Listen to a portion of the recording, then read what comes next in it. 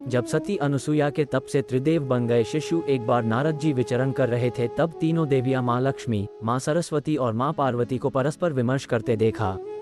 तीनों देवियां अपने सतीत्व और पवित्रता की चर्चा कर रही थी।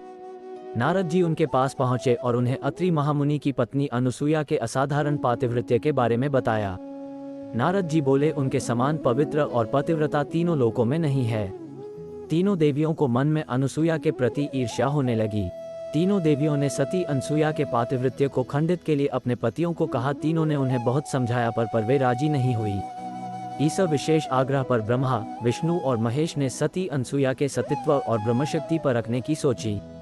जब अत्रि ऋषि आश्रम से कहीं बाहर गए थे, तब ब्रह्मा, विष्णु और महेश तीनों ने यतियों का भेष धारण किया और अत्रि ऋषि के आश्रम में पहुंचे तथा भिक्षा मांगने लगे। अतिथि सत्कार की परंपरा के चलते सती अनुसुईया ने त्रिमूर्तियों का उचित रूप से स्वागत कर उन्हें खाने के लिए निमंत्रित किया। लेकिन यतियों के भेष में त्रिमूर्तियों ने एक स्वर में कहा, हे साध्वी, हमारा एक नियम है कि जब तुम निर्वस्त्र होकर भोजन परोसोगी तभी हम भोजन करेंगे। अनुसुईया असमंजस में पड़ गई कि इससे तो उनके पातिव्रत्य के खंडित होने का संकट है। उन्होंने मन ही मन ऋषि अत्रि का स्मरण किया। दिव्य शक्ति से उन्होंने जाना कि यह तो त्रिदेव ब्रह्मा, विष्णु और महेश हैं। मुस्कुराते हुए माता अनुसुईया बोली, जैसी आपकी इच्छा। तीनों यतियों पर जल छिड़क कर उन्हें 3 प्यारे शिशुओं के रूप में बदल दिया।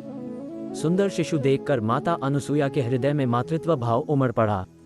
शिशुओं को स्तनपान कराया, दूध भात खिलाया, गोद में सुलाया। तीनों गहरी नींद में सो गए। अनुसुईया माता ने तीनों को झूले में सुलाकर कहा, तीनों लोकों पर शासन करने वाले त्रिमूर्ति मेरे शिशु बन गए, मेरे भाग्य को क्या कहा जाए। फिर वो मधुर कंठ से लोरी गाने लगी। उसी समय कहीं से एक सफेद बैल आश्रम में पहुंचा। एक विशाल गरुड़ पंख फड़फड़ाते हुए आश्रम पर उड़ने लगा और एक राजहंस कमल को चोंच में लिए हुए आया और आकर द्वार पर उतर गया। यह नजारा देखकर नारद, लक्ष्मी, सरस्वती और पार्वती आ पहुंचे। नारद ने विनयपूर्वक अनुसुईया से कहा, माते, अपने पतियों से संबंधित प्राणियों को आपके द्वार पर देखकर ये तीनों देवियां यहाँ पर आ गई हैं। यह अपने पतियों को ढूंढ रही थी। इनके पतियों को कृपया इन्हें सौंप दीजिए। अनुसुईया ने तीनों देवियों को प्रणाम करके कहा, माताओं, झूलों में सोने वाले शिशु अगर आपके पति हैं तो इन्हें आप ले जा सकती हैं। लेकिन जब तीनों देवियों ने तीनों शिशुओं को देखा तो एक समान लगने वाले तीनों शिशु गहरी निद्रा में सो रहे थे। इस पर लक्ष्मी, सरस्वती और पार्वती भ्रमित होने लगी।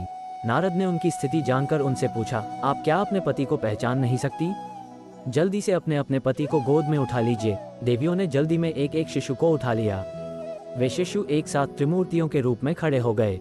तब उन्हें मालूम हुआ कि सरस्वती ने शिव जी को, लक्ष्मी ने ब्रह्मा को और पार्वती ने विष्णु को उठा लिया है। तीनों देवियां शर्मिंदा होकर दूर जा खड़ी हो गई। तीनों देवियों ने माता अनुसुईया से क्षमा याचना की और यह सच भी बताया कि उन्होंने ही परीक्षा लेने के लिए अपने पतियों को बाध्य किया था। फिर प्रार्थना की कि उनके पति को पुनः अपने स्वरूप में ले आए। माता अनुसुईया ने त्रिदेवों को उनका रूप प्रदान किया।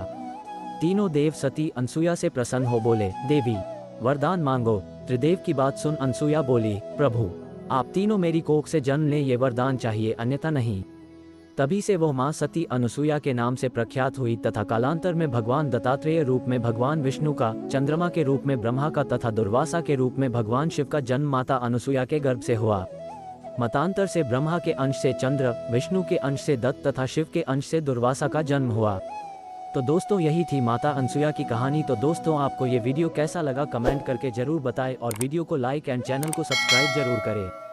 मिलते हैं एक और रोमांचक वीडियो में, तब तक के लिए थैंक्स फॉर वॉचिंग।